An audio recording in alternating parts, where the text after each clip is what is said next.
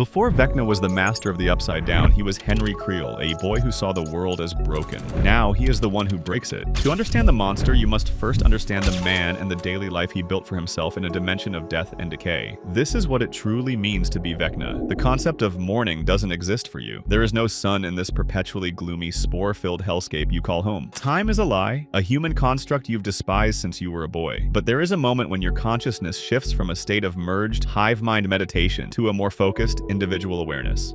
You are Vecna, and your day is beginning. You don't wake up in a bed. You become aware of your physical form suspended in the attic of the Upside Down's Creel house. Thick, fleshy vines are plugged directly into your back, pulsating with a dark energy that is both you and not you. They are your life support, your throne, and your super-fast internet connection to the entire dimension. Through these vines, you feel everything. You feel the skittering of a demodog miles away, the gentle sway of a vine in the rotting version of Hawkins Forest, and the collective hungry thoughts of every creature under your command. It's like having millions of eyes, ears, and mouths all at once. Your first coherent thought is, as always, one of contempt. You can feel the other world, the human world, buzzing just beyond the veil. It's a chaotic, pointless noise of alarms ringing, cars starting, people rushing to their meaningless jobs and schools. They're all playing their part in the mindless play, as you once called it. Eating, sleeping, working, reproducing, and dying. A disgusting parasitic cycle. You see them as a plague upon a world that could be beautiful, orderly, and pure. A world like yours. Your world. You remember being a boy, Henry, fascinated by black widow spiders. They were predators, bringing structure and purpose to their ecosystem by culling the weak. They were gods in their own small world. Now you are that god, and your web is spreading.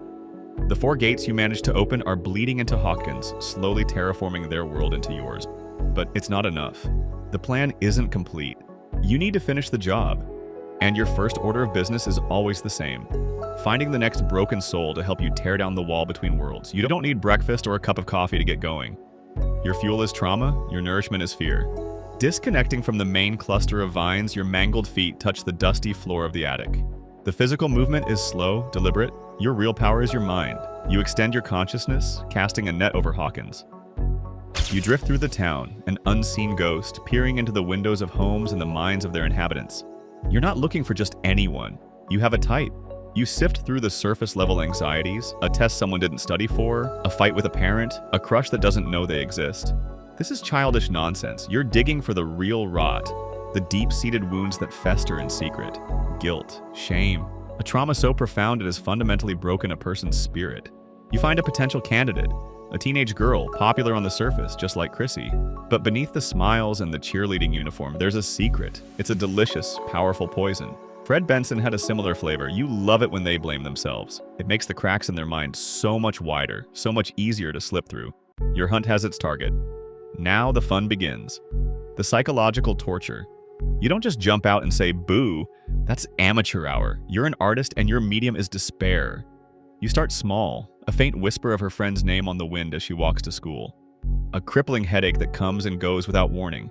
A nosebleed during chemistry class that makes everyone stare. These are your little hellos, your way of letting her know you're there, lurking just in the corner of her vision. You're planting seeds of paranoia, making her question her own sanity. Is she sick? Is she going crazy? The fear begins to build, and for you, that fear is like the most beautiful music. As the pathetic little sun reaches its peak in their world, you escalate your efforts. You've been studying her all morning. You know her deepest fears, her most painful moments. It's time to use them. She's in the school library trying to study, but she can't focus. The headaches are worse. She feels like she's being watched. That's because she is. From your attic throne miles away in another dimension, your focus is entirely on her. You decide to give her the first real vision. The lights in the library flicker and die. The other students vanish. The room grows cold and dark, and the smell of rain and asphalt fills the air.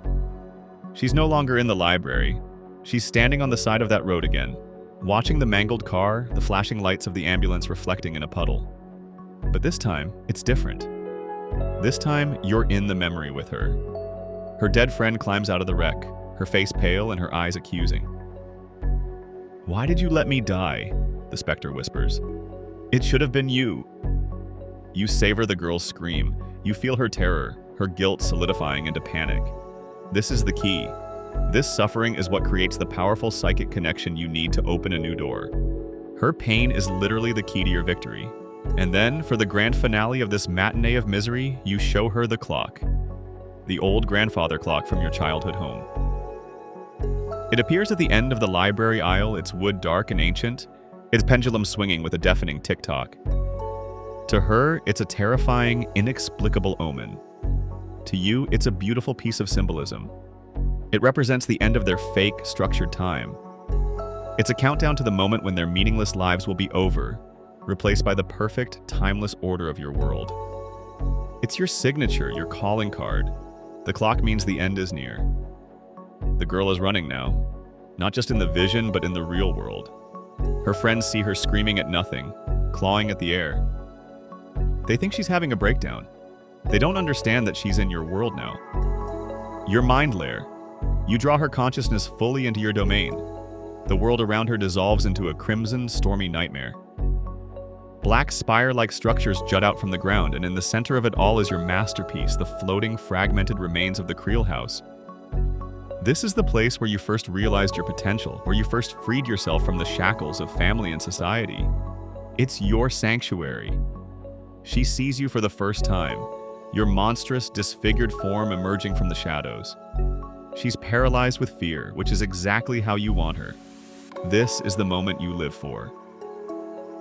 Do not be afraid, you say, your voice a low, guttural echo that seems to come from everywhere at once. You explain that you're not here to hurt her, but to save her, to free her from her pain, her guilt, her pointless existence. You tell her that humanity is a disease, a blight, and you are the cure. You are not a monster, you are a savior, a predator bringing balance to an unstable ecosystem. Honestly, it's a pretty epic villain monologue. You truly believe every word. You see the confusion in her eyes turn to dawning horror as she realizes what's about to happen. She begs, she pleads, but it's too late. The music has already started. You raise your clawed left hand. In the real world, her body begins to levitate off the library floor. Her friends watch in horror, completely helpless. You feel the psychic energy reaching its peak. With a flick of your mind, you snap her limbs one by one. Her eyes go wide, and then you push, crushing them into the back of her skull. For a moment, there is a blinding flash of light, and a sound like reality itself is tearing in half. A new gate rips open on the library ceiling, a gory, fleshy wound between worlds. The Upside Down bleeds through. Spores drift down and vines begin to snake out. It is done. You feel a surge of immense satisfaction. With the day's work complete, you retreat back into the attic. You reconnect with the vines, letting the full power of the hive mind flow through you again. This is your version of winding down after a long day. Your thoughts inevitably turn to your one great obstacle, your failed project. 11. You can still feel the sting of her power from that day in the lab. She was supposed to be like you. You saw the same darkness, the same potential in her. You tried to guide her, show her the truth. You offered her a chance to join you, to rule by your side. And she refused. She chose them. The pests, the parasites. Her power, born from a memory of love for her mother, a pathetic human sentiment, is what cast you into this dimension and transformed you into this glorious creature. There's a deep irony in that, and you hate it. You spend the evening replaying your encounters, analyzing her every move. She is the one variable you can't entirely control. Her power is a wild, unpredictable force that rivals your own. But you have a plan. The gates are the key. When they fully merge, the barrier between worlds will be gone. She won't be able to stop you then. You will confront her on your terms, in your world. And this time, you will not fail. You will show her the mistake she made, and then you will erase her and all the pathetic memories of love and friendship that give her strength from existence. As what passes for night falls over the Upside Down, your consciousness begins to recede. You don't sleep, not in the human sense. There are no dreams of falling or being late for a test. Instead, you perform a final, daily ritual. You let go of your individual self and merge completely with the vast, interconnected consciousness of the hive mind. Your awareness expands beyond your physical form, beyond the Creel house, until you are the Upside Down. You are the spores in the air, the slime on the ground, the shriek of a demobat in the bloody sky. You are a single, unified will, a silent, patient intelligence waiting for the right moment to consume everything. In this state, there is no anger or hatred. There is only purpose. The cold, clean logic of the predator. The world of humans is an anomaly, an error that must be corrected. You are that correction. And as your consciousness drifts in the infinite, silent darkness of your own creation, You are at peace. The board is set. The pieces are in motion. Soon the game will be over, and you will have won. Tomorrow is another day, and there are still so many broken toys to play with. So that's what a day in the life of Hawkins' biggest nightmare probably looks like. Which of Vecna's kills was the most brutal? Let us know in the comments below, and if you want to see more Stranger Things content and theories, click the video on screen now.